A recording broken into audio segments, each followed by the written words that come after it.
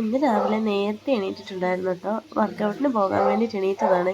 പനിയൊക്കെ ആയിരുന്നത് കൊണ്ട് കുറച്ച് ദിവസമായി കേട്ടോ പോയിട്ട്. ഇന്ന് എന്തായാലും മടിക്കാതെ പോയേക്കാന്ന് വെച്ച്. മടിയൊന്നുമില്ല.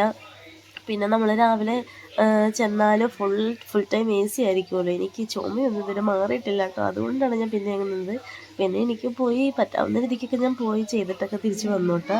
അപ്പോൾ തിരിച്ച് വന്ന ഉടനെ ഞാൻ ചായ കുടിയൊക്കെ കഴിഞ്ഞിട്ട് പതുക്കെ തുണി അലക്കാനായിട്ട് ഇറങ്ങിയതാണ്. അപ്പോൾ അലക്കലിൽ അവിടെയുള്ള ടാപ്പ് നമുക്ക് കംപ്ലൈൻ്റ് ആയിരുന്നു കേട്ടോ. അപ്പോൾ അച്ചച്ചി അതെല്ലാം എനിക്ക് റെഡിയാക്കി തരും കേട്ടോ.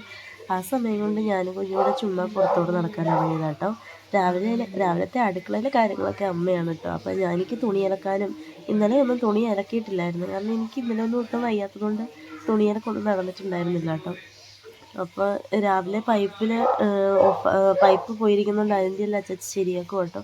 ഞാൻ ആ സമയത്ത് കുഞ്ഞിനെയും കൊണ്ട് വന്ന് തിണ്ണയിലിരിക്കുന്ന ചട്ടിയൊക്കെ ഒന്ന് അടുക്കി വെക്കുമായിരുന്നു. നോക്കാനൊക്കെ രാവിലെ വെച്ച് കയറ്റി കൂട്ടി